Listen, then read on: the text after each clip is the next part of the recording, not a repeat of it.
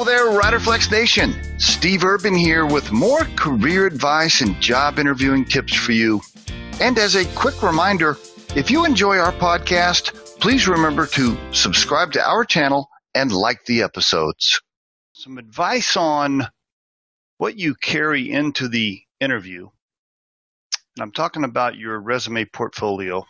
Right? You all know to bring that, right? You got to have some sort of thing you're holding in your hand, even though we all work from our smartphones these days, you still probably, you're carrying into the interview, even these days, a resume portfolio holder of some kind that carries a few things.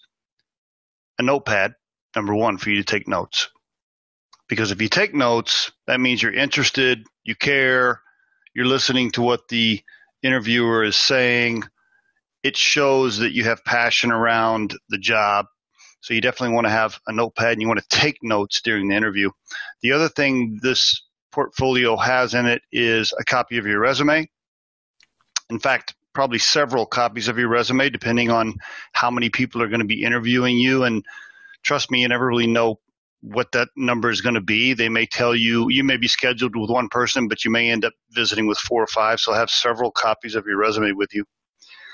And then you also want to do a couple of other things, and these are the ones I see missed. You want to have a list of questions that you've already prepared inside your portfolio, and you want to reference those questions. When they say, "What questions do you have for me, Mr. Candidate?"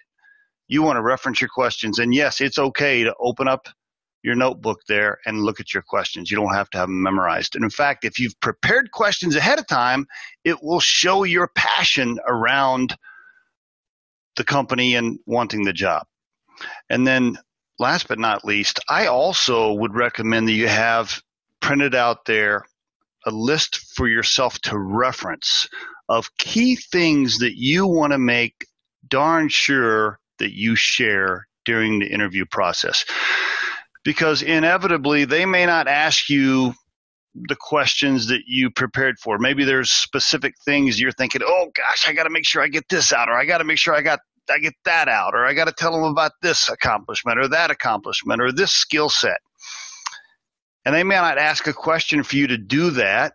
And during the process, you may forget, you can't memorize everything, right? You may forget to bring something up. So you want to have key points printed out in that portfolio to reference so that as the interview gets towards the end and they say, "Mr. Candidate, do you have any questions?" even before you go over your questions you've prepared, I would look at those key points and just make darn sure you've covered all those. And if you haven't, say, "You know what, Mr. Brown, before I get to my questions, there's just a couple of other things I wanted to bring up about myself that we didn't get a chance to talk about." Boom, hit them with it right then, okay?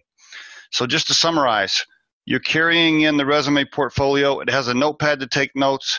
It has your list of questions you've already prepared. It has resumes, and it has key points that you want to cover, okay? And there is your tip of the day.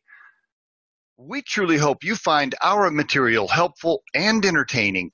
And while our podcast can be heard across most platforms, including iTunes, Google Play, Spotify, YouTube, and SoundCloud, you can become a supporter of this podcast by visiting our show on the platform Anchor FM.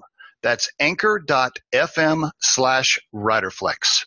You can also send us your questions or suggested topics for future episodes to the email address podcast@riderflex.com or drop us a voicemail at 888-964-5876, extension 710. Visit riderflex.com to learn more about us. Thanks so much for listening, folks, and have a great day.